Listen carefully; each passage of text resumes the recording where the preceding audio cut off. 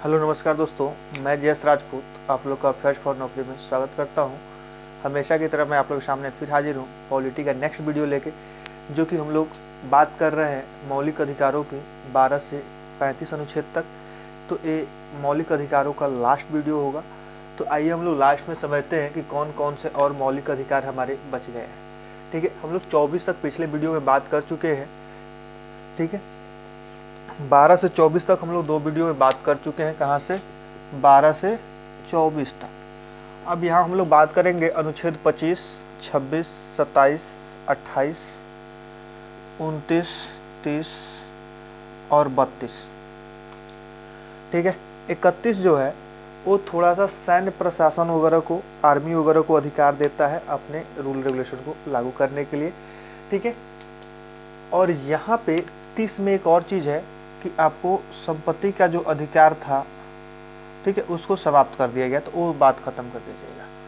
ठीक है, तो चलिए लोग बात करते हैं कि यह जो है फर्स्ट ऑफ ऑल यहाँ पे हमने लिख रखा है जो हमारे मेन 6 मौलिक अधिकार हैं। पहले 7 हुआ करते थे, अब 6 अधिकारों में ये है। क्या है? धर्म की स्वतंत्रता। धर्म की स्वतंत्रता का अधिकार जो अनुच्छेद 25 से 28 तक वर्णन किया गया है। ये क्वेश्चन एग्जाम में बनेंगे कि धर्म की स्वतंत्रता का अधिकार मौलिक अधिकार में, ठीक है, इसको संविधान के किस अनुच्छेद तक में इसकी चर्चा की गई है? तो 25 से 28 तक। ठीक है, यानी कि धर्म के बारे में आज़ादी दी गई है कि आप किसी भी धर्म को मान सकते हैं, किसी भी धर्म का प्रचार प्रसार कर सकते हैं। ठीक है, उसकी सभा आयोजन कर सकते हैं या उस सभा में सम्मिलित हो सकते हैं, इस तरह की बात कही गई है। तो चलिए हम लोग बात करते हैं कि किस अनुच्छेद में क्या कहा गया है। ठीक है, तो अनुच्छेद 25 कहता है कि अंतःकरण और धर्म को अबाध रूप से मानने का अधिकार है। यानी कि आपके अंदर आत्मा में किसी भगवान की छवि है, किसी अल्लाह की छवि है, किसी गॉड की छवि है, तो उसको आप मान सकते हैं और उसकी पूजा कर सकते हैं। इसके लिए आपको कोई भी मना नहीं कर सकता है, ये आपका मूल अधिकार है। ठीक है, आप हिंदू मानिए, मुस्लिम मानिए, सिख, ईसाई, क्रिश्चियन, जो भी आपको मानना है आप मान सकते हैं किस अनुच्छेद के तहत? तो 25 के तहत। अब बात करते हैं 26 में। ठीक है, अब मानिएगा, सीधी सी बात है, 25 में जब मानिएगा तो कहीं ना कहीं तो उसके धार्मिक कार्य होंगे, सभा सम्मेलन वगैरह होगा। ठीक है, तो उसमें जाने का अधिकार किसमें दिया गया है? तो 26 में कहा गया कि धार्मिक कार्यों के आयोजन एवं प्रचार प्रसार की स्वतंत्रता। यानी कि आप किसी भी धर्म को मान रहे हैं तो उसका आप आयोजन कर सकते हैं, उसकी प्रचार प्रसार कर सकते हैं। कब? 26 में, अनुच्छेद 26 में। ठीक है, 27 में कहा गया है कि किसी विशेष धर्म को, अब देखिए यहाँ पे 27 में कहा गया है कि 25 में कहा गया कि आप मानिए, 26 में भी कहा गया कि उसके कार्यक्रम जो हो उसमें भाग लीजिए। लेकिन 27 में कहा गया क्या? 27 में थोड़ा सा रिस्ट्रिक्ट किया गया कि किसी विशेष धर्म को संपोषित करने वाले को कर न देने की स्वतंत्रता, कर न देने के। यानी कि मान लीजिए कि वैसा आपको पता चल गया कि हाँ इस धर्म के नाम पे ये लोग हमसे कर लेते हैं, चंदा लेते हैं, ठीक है, और इसका मिसयूज होता है, किसी खास धर्म को बढ़ावा दिया जाता है, तो उसमें आप कर नहीं दे सकते हैं, उसमें आप चंदा नहीं दे सकते हैं, ये आपका अधिकार है। कहने का मतलब कि जैसे कि हम लोग देखते हैं कि सरस्वती पूजा वगैरह में या कुछ और भी पूजा वगैरह होते हैं जो रोड को बंद करके लिया जाता है। अगर आप इंटरेस्टेड नहीं हैं तो आप नहीं दे सकते हैं। अगर आपको डाउट होता है कि हाँ ये पैसा सही जगह पे खर्चा नहीं होगा तो वहाँ आप नहीं दे सकते हैं। यह अधिकार आपको कौन सा अनुच्छेद देता है? अनुच्छेद 28 देता है। ठीक, सॉरी, हाँ, अनुच्छेद 27 देता है। 27 अनुच्छेद क्या कहता है कि वहाँ पे आपको दान देने का मन नहीं है, अगर देखते हैं कि यह इसका मिसयूज होता है, ठीक है, तो वहाँ पे आप स्वतंत्र है, दान नहीं दे सकते हैं। अब बात करते हैं 28 में। 28 में कह रहा है कि कुछ शिक्षा संस्थानों में, ठीक है, कुछ शिक्षा संस्थानों में धर्म सभा में उपस्थित होने का अधिकार। यानी कहीं स्कूल वगैरह में या कॉलेज वगैरह में कोई धार्मिक कार्यक्रम हो रहे हैं, सांस्कृतिक कार्यक्रम हो रहे हैं, ठीक है, तो वहाँ पे आप सम्मिलित हो सकते हैं। जैसे कि हम लोग देखते हैं कि मैक्सिमम हिंदू धर्मावलंबी में स्कूल वगैरह में कौन सा पूजा होता है? मात्र एक 15 अगस्त 26 जनवरी के अलावा एक ही पूजा होता है, सरस्वती पूजा। ठीक है, वो भी सभी स्कूलों में नहीं होता है। ठीक है, सभी स्कूलों में नहीं होता है, जो क्रिश्चियन वगैरह हैं या इंग्लिश मीडियम वगैरह हैं, ठीक है, उनमें नहीं होते हैं, बट बिहार बोर्ड वाले में होते हैं। तो आपको बस याद रखिएगा कि धर्म सभा में उपस्थित होने का अधिकार फिर किस में दिया गया? 28 में, यानी कि 28 में उपस्थित होने का अधिकार दिए गए, 26 में कार्यों का आयोजन करने का अधिकार दिया गया। ठीक है, इससे क्वेश्चंस कम बनते हैं, बस इतना ही पूछा जाएगा कि धार्मिक स्वतंत्रता का अधिकार किस में दिया गया है, तो 25 से 28 में दिए गए हैं। ठीक है, चलिए आगे हम लोग बात करते हैं संस्कृति। अब तो पढ़ लिख लिए, धर्म को मान लिए, तो कुछ सांस्कृतिक शब्द आ जाए, सभ्यता संस्कृति की बात। ठीक है, तो संस्कृति एवं शैक्षणिक अधिकार जो है 29 और 30 में दिया गया है। किस में दिया गया है? 29 और 30 में। ठीक है, 29 में कहा गया है कि कुछ अल्पसंख्यक वर्गों को विशेष भाषा, यही तो सबसे बड़ा बात है। 29 में क्या कहा गया है? कुछ अल्पसंख्यक वर्गों को विशेष भाषा और लिपि सीखने का अधिकार।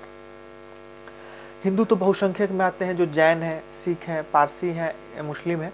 ठीक है, तो इन लोगों को अल्पसंख्यक में जो सरकार रखी है इन लोगों को, तो इनको एक विशेष भाषा या अपनी लिपि सीखने का अधिकार इनको प्राप्त है अनुच्छेद 29 के तहत। ठीक है, तो देखिएगा, हिंदू लोगों को संस्कृत सीखने के लिए विद्यालय नहीं मिलेंगे, लेकिन मुस्लिम लोगों को उर्दू सीखने के लिए जगह जगह पे मदरसा वगैरह मिल जाएंगे। तो आपको कहाँ जाएगा भाई? 29 में। अब देखिए 30 में कहा गया शिक्षा संस्थान स्थापित करने का अधिकार। अगर आपको लगता है कि हमारी भाषा जो है अल्पसंख्यक की जो भाषा है या लिपि है, यह बहुत लोगों तक नहीं पहुंच पा रही है, कम लोगों तक ही सीमित रह जा रही है, तो उस तरह के संस्था लगाने का अधिकार आपको किस में है? अनुच्छेद 30 में है। यानी कि 30 में आप संस्था लगा सकते हैं और 29 में आप सिखा सकते हैं। और इसी का परिणाम है कि आप लोग जितने भी मदरसा वगैरह देखते हैं इसी के तहत बने हैं। ठीक है, यानी कि अनुच्छेद 29 और 30 में दिया गया है कि आप अपनी सभ्यता संस्कृति के लिए अपनी जो लिपि है, ठीक है, जिसमें आपके पवित्र ग्रंथ वगैरह लिखे गए हैं, उसको आप समझा सकते हैं। ठीक है, लेकिन ये हिंदू लोगों पे लागू नहीं होता है। बहुत नाम मात्र के बराबर ऐसे मिलेंगे जहाँ पे संस्कृत की पढ़ाई होती है और वहाँ गीता रामायण के ज्ञान दी जाती हो। ठीक है, तो चलिए अब हम बात करते हैं अनुच्छेद 32 को। अनुच्छेद 32 जो है संविधान का क्या है? हृदय है। ठीक है, संविधान का मेन भाग क्या है? अनुच्छेद 32 है। और ये मैं नहीं, ठीक है, संविधान लिखने वाले बाबा साहब अम्बेडकर साहब ने कहा था कि अनुच्छेद 32 क्या है? संविधान की आत्मा है, हृदय है। ठीक है, यानी कि बहुत सारी चीज इसमें अनुच्छेद 32 में कहे गए हैं, तो उसी को हम लोग आज बात करेंगे। और इसके तहत क्वेश्चंस और भी इससे ज़्यादा क्वेश्चंस बनते हैं, तो हमने सबको लिख रखा है और सबको समझने की कोशिश करते हैं। अनुच्छेद 32 में कहा गया है कि संवैधानिक उपचारों का अधिकार, यानी कि जितने भी अनुच्छेद हम लोग 12 से लेके, ठीक है, 12 से लेके 31 तक जो हम लोग बात किए, उसमें अगर किसी द्वारा उसका शोषण होता है, उसका दोहन किया जाता है, तो आप क्या कर सकते हैं? आप सुप्रीम कोर्ट द्वारा, हाई कोर्ट द्वारा इसका कंप्लेंट फाइल कर आप उसका संशोधन करा सकते हैं। ठीक है, उसके लिए क्या कर सकते हैं? वहाँ वाद विवाद कर सकते हैं। ठीक है, तो संवैधानिक उपचार वहाँ से हो सकता है, यानी कि संविधान में जो चर्चा की गई है, आपको अगर उस अधिकार का उल्लंघन हो रहा है तो उसका वहाँ से ट्रीटमेंट किया जा सकता है। अब देखिए यहाँ पे जिसके तहत सुप्रीम कोर्ट और हाई कोर्ट, यहाँ से देखिए क्वेश्चन समझिएगा, संवैधानिक उपचारों के लिए दोनों कोर्ट, सुप्रीम कोर्ट और हाई कोर्ट क्या करते हैं बाबू? रिट जारी करते हैं। ठीक है, यहाँ हमने रिट लिख रखी है। ठीक है, रिट जारी करते हैं। तो यहाँ से क्वेश्चन और बनता है, जो हमारा सुप्रीम कोर्ट है, एससी है, ये अनुच्छेद 32 के तहत करता है, और जो हमारा एचसी है ये 226 के तहत करता है। ठीक है, अब बात करते हैं कि यह रिट अनुच्छेद 32 के तहत करता है और 226 के तहत, यानी कि दोनों संस्थाएं जो है अपने अपने अधिकार क्षेत्र में, ठीक है, रिट जारी कर सकते हैं। अब देखिए यहाँ एक और चीज होगा कि सुप्रीम कोर्ट जो है हाई कोर्ट के अगेंस्ट में रिट जारी कर सकता है, लेकिन ये इसके अगेंस्ट में नहीं कर सकता है। ठीक है, अगेंस्ट कहिए चाहे ऊपर कहिए, सुप्रीम कोर्ट इसके ऊपर रिट जारी कर सकता है, लेकिन ये इसके ऊपर रिट नहीं जारी कर सकता है। ठीक है, यह विशेष रूप से 5 रिट जारी कर सकता है, ये भी 5 रिट जारी कर सकता है। अगर विशेष परिस्थिति हुई तब 5 जारी किया जाएगा, अदरवाइज किसी भी मामला में 5 जारी कर सकता है। ठीक है, तो अब आ गई बात समझ में कि रिट दोनों जो हमारे अपेक्स कोर्ट है, स्टेट लेवल का हाई कोर्ट और क्या कहते हैं, और कंट्री लेवल का सुप्रीम कोर्ट, दोनों रिट जारी कर सकते हैं। एक को अनुच्छेद 32 में, एक को अनुच्छेद 226 में दिया गया है। अब बात हम लोग करते हैं कि ये कौन कौन से रिट्स हैं जिसके तहत आपको अपने जो अधिकार दिए गए, संवैधानिक अधिकार दिए गए, अगर उसका उल्लंघन होता है, ठीक है, उस पर अगर प्रेशर बनता है तो आप उसका उपचार करा सकते हैं, यानी उस पर सरकार द्वारा न्यायपालिका से उस पर अमल करा सकते हैं, ठीक है। तो उस रीट की हम लोग बात करने वाले हैं। तो यह मुख्यतः 5 होते हैं, ठीक है। ये क्वेश्चन भी बनता है कि सुप्रीम कोर्ट द्वारा कितने तरह के रीट जारी किए जा सकते हैं, ठीक है। तो आपको याद रखना है 5 तरह के रीट जारी किए जा सकते हैं, किए जा सकते हैं नहीं किए जाते हैं। पहला है बंदी प्रत्यक्षीकरण, ठीक है। बंदी प्रत्यक्षीकरण मतलब कि जैसे कि मैं एग्जाम्पल लेना चाहूँगा, बंदी मतलब क्या होता है, गुलाम, ठीक है, या किसी को कैद करके रखा गया है, उस आदमी को कहा जाता है। उसको प्रत्यक्ष करने का यानी कि कोर्ट में पेश करने का अधिकार किसमें दिया गया है, यह पहला रीट होता है। यानी कि जैसे कि मान लीजिए कि एक कोई क्रिमिनल है या कोई आम आदमी है और इसको पुलिस स्टेशन ने यानी कि थाना में दरोगा जी ने पकड़ लिया, ठीक है। एक कोई आदमी है जिसको दरोगा जी ने क्या किया, पुलिस स्टेशन वाले पकड़ लिए और इसको कोर्ट में क्या कर रहे हैं, पेश नहीं कर रहे हैं, जो कि 24 आवर में क्या करना होता है, पेश करना होता है। तो इनके ऊपर एक क्या होगा, रिट फाइल होगा, जिसको हम लोग कहेंगे क्या, बंदी प्रत्यक्षीकरण, जिसमें वो 24 घंटे के अंदर, ठीक है, हर हाल में उनको कोर्ट में हाजिर करना होता है, ठीक है। तो इसको न जारी करते हुए एकदम ही डायरेक्ट ही है कि किसी को भी पकड़ के दरोगा जी ले जाते हैं तो क्या करते हैं, 24 घंटे के अंदर उनको कोर्ट में पेश की जाती है, ठीक है। यानी कि बंदी को क्या करना है, प्रत्यक्ष करना है कि वो अपना दोष कबूल कर रहा है, ठीक, क्या उसमें क्या होना चाहिए क्या नहीं होना चाहिए, यानी कि जो भी फैसला लेगा न्यायालय लेगा, दरोगा जी के बस का बात नहीं रहेगा, ठीक है। 24 घंटे के अंदर कहाँ पेश करना होता है, कोर्ट में पेश करना होता है। दूसरी हम बात करते हैं परमादेश, ठीक है, जिसको मैंडोमस कहा जाता है। तो परमादेश मतलब होता है कि जब प्रशासन, ठीक है, सुप्रीम कोर्ट द्वारा या हाई कोर्ट द्वारा या किसी भी कोर्ट द्वारा क्या किया गया, ऑर्डर दिया गया और उस ऑर्डर को अगर प्रशासन द्वारा फॉलो नहीं किया जाता है, ठीक है, फुलफिल नहीं कराया जाता है, तो उस कंडीशन में जो सुप्रीम कोर्ट द्वारा या हाई कोर्ट द्वारा जो ऑर्डर जारी किया जाता है उसको परमादेश कहा जाता है। इसका मतलब समझ लीजिएगा सीधे से, प्रशासन पर आदेश इसको कह सकते हैं। यानी कि प्रशासन के ऊपर जब सुप्रीम कोर्ट का शिकंजा कसता है तो उसको हम लोग परमादेश कहते हैं, सीधी सी बात है। रीट क्या होता है, फाइनल जजमेंट होता है, यानी कि रीट मतलब समझ लीजिए कि रेट देना है, रीट देना है मतलब रेट देना है। रेटता कब है आदमी भोजपुरी में, यानी कि जब अंतिम सीमा होता है, जैसे कि दौड़ में अंतिम जब राउंड होता है तो थोड़ा सा आदमी क्या करता है, रेट देता है, यानी कि थोड़ा सा मेहनत और करता है। तो वही हाल होता है यहाँ पे, अगर उस रूल को फॉलो नहीं हो रहा है तो यहाँ पे सुप्रीम कोर्ट क्या करते हैं, रीट जारी करती है।